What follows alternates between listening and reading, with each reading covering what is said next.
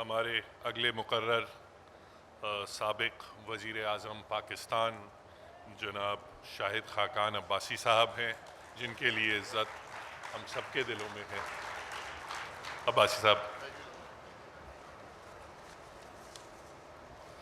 बिस्मिल्लाहिर्रहमानिर्रहीम। Doctor Nafisa Shah,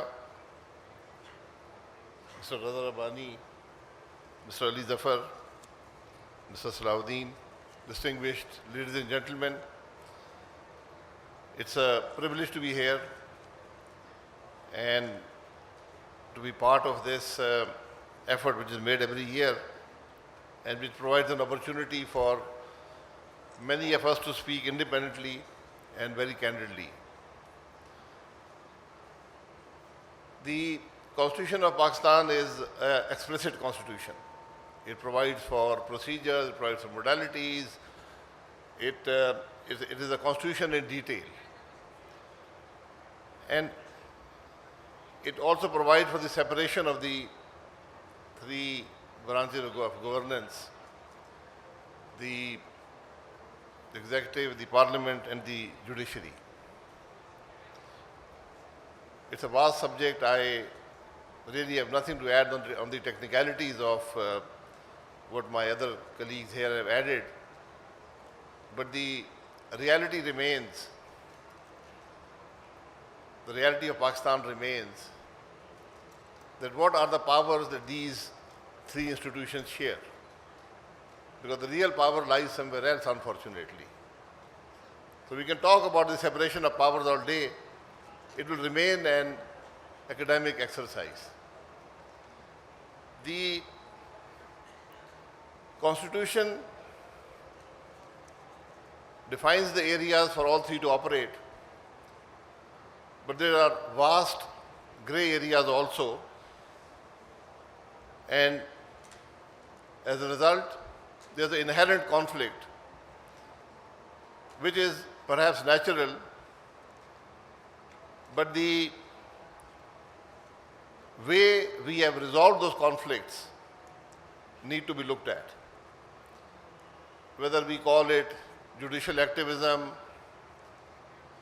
or the executive assertion or the supremacy of parliament, these conflicts remain and they need to be resolved.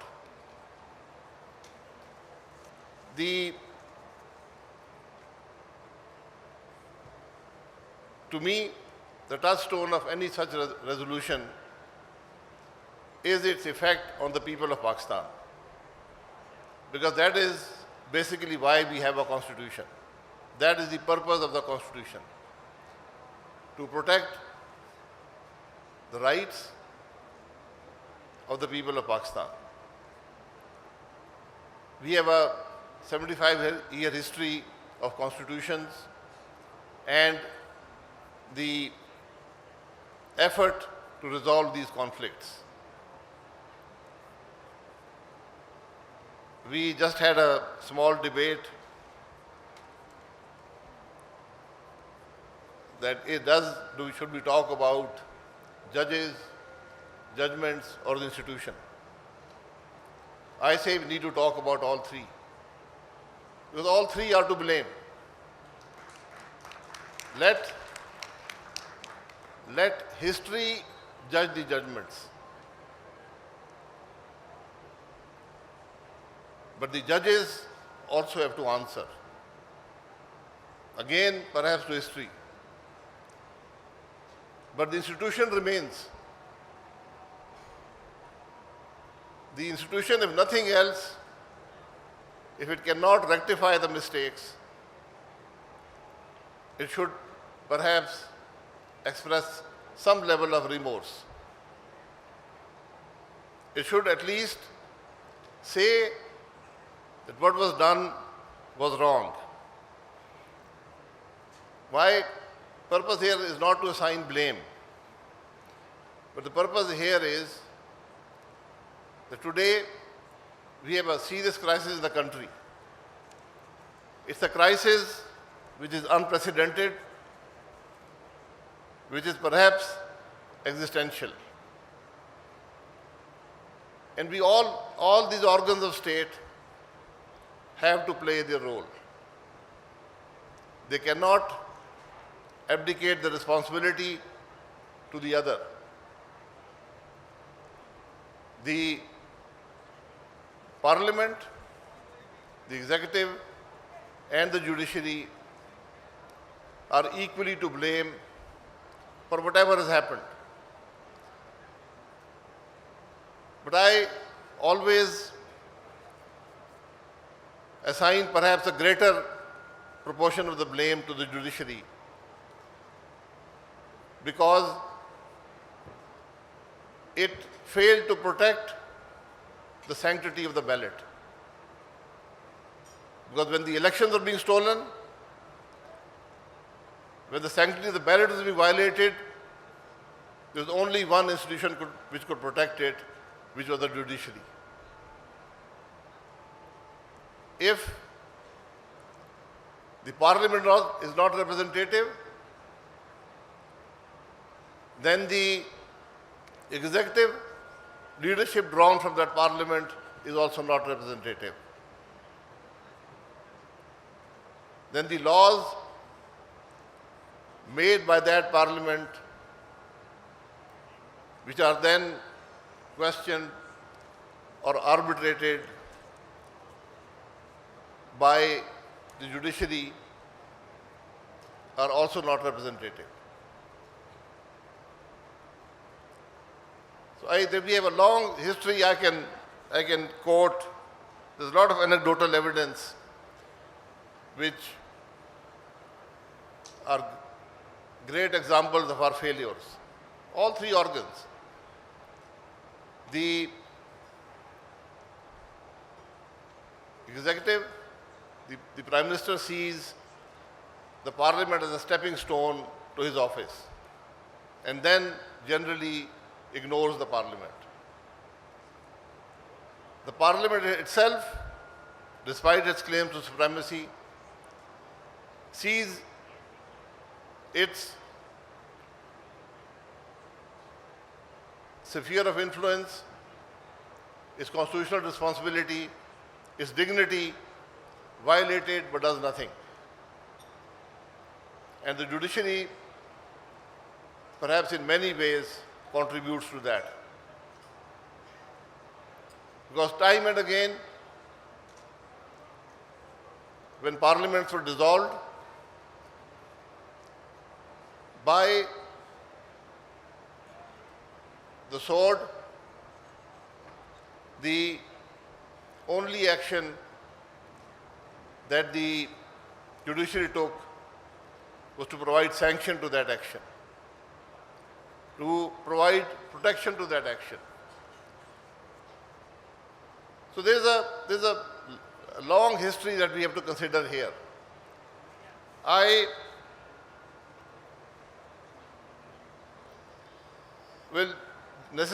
didn't really want to talk about this, but I think there are a few things that we need to consider. And again, it all comes back to the institution itself. And it's the institution of the judiciary. Parliaments have a life of 5 years. Executive, on the average, half that much. But the judiciary stays. They stay till 65, the judges stay till 65, the institution is never dissolved, hopefully. So, when we look at the judgments, Zulfikar Ali Bhutto was hanged. History has rejected those decisions made by the courts, that decision made by the courts. But has the court ever expressed remorse on what happened to Zulfikar Ali Bhutto?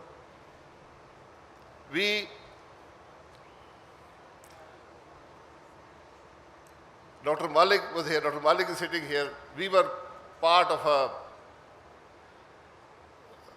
a very extensive arbitration process on a major issue in Pakistan, which came only because the Supreme Court did not perhaps understand where its powers lay or what its jurisdiction was.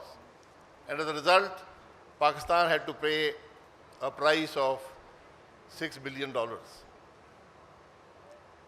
Has there ever been remorse about that judgment? We have the executive, and perhaps now the parliament has found a solution to that issue. But it will be an issue that will be very divisive in the future, which will affect greatly the economy of this country. Who blame is not enough. Who do we go to perhaps rectify these situations that they don't happen in the future? In July 2017, a government which was performing to a reasonable level was dissolved because the Supreme Court became a trial court and decided to de-seat the Prime Minister because he had not taken money that came from a director's fees and which the Supreme Court in its wisdom declared an asset. What are the effects of these judgments? That is the question today. Can these judgments be quoted in the future? Are these judgments beneficial for the people of Pakistan? I'm not a lawyer, but I've been around in Parliament for a few years. And to me, the touchstone of any judgment, the natural arbiter of conflict or a gray area is common sense. Do the judgments of our courts reflect common sense? That's a question that the institution needs to ask itself so that we do not repeat these mistakes in the future. Today, the highest court in the country is considering the amendments to the NAB ordinance. It's a court which enjoys suo motu powers and has in the past exercised those powers. The NAB ordinance has a history to it. It has a 23-year-old history of what and how and when that ordinance was used. Is the Supreme Court unaware of that? What is the effect of the NAB on the people of Pakistan and the country of Pakistan? Is the Supreme Court unaware of that? There's a very simple solution to this whole issue. And I can tell you from being in government, from being in opposition, that until the institution of NAB is there, Pakistan cannot function. Because the executive is paralyzed. One of the organs of state is paralyzed. The other organ, the parliament, is unable to take the correct decision to repeal the NAB ordinance. It knows the effects, but it's also aware of the effects of that repeal on its own reputation or the reputation of the parties in power. So now today, I expect the Supreme Court to not look at the wording of what the amendment is, but to look at what NAB has done to this country, to the thousands of billions of money, of resources that we have lost. Lost due to decisions not taken because of fear of NAB. You have to look at the tens of thousands of lives that have been destroyed. Is the Supreme Court unaware of these issues? It has a simple solution to it. It should repeal NAB. There are other statutes in place which provide accountability, if we want to do accountability. We are a people that are deceiving ourselves. Do we want accountability? Accountability has one simple principle. I have money, I have expenditure. Where did that money come from? Can I justify my lifestyle? Have I paid taxes on the money I've spent? One simple principle. I assure you, the parliament will be emptied. The benches will be emptied. Other institutions will be emptied. None of us are not guilty of this sin. Unfortunately, and we are unaware and we are unable. That's the reality of the issue today. Neither the parliament, neither the executive, neither the judiciary are able to address the reality, the real cause of issues. We look at the wordings, we look at the superficiality of these issues, and we try to fix that. I have heard some leaders in all of these institutions talk about legacy. You don't create legacies. You let your actions speak for themselves and let history judge you. That is a legacy. You don't create history, a legacy, by inspecting hospitals, by undermining the functioning of the executive. My dear friend Iftikhar Gilani Sahab, he always had this huge debate that he carried on for years on whether the Supreme Court can overturn a constitutional amendment. And I think the answer still remains unclear to me at least. Perhaps it can, perhaps it cannot. But whatever action the judiciary takes undermines if it undermines the parliament or the executive, it undermines the people of Pakistan. It affects the people of Pakistan. So let the judges be cognizant. They carry great responsibility. There's need for introspection. How many judiciaries in the world appoint judges themselves? How many promote themselves? What are the powers of the Chief Justice? Does he have to get there by seniority? We have a 20-year history of these issues. Is the institution stronger today? Are the judges more qualified? Are the decisions better? These questions need answers. So I thank you very much. I've taken a lot of your time. Very grateful. Thank you.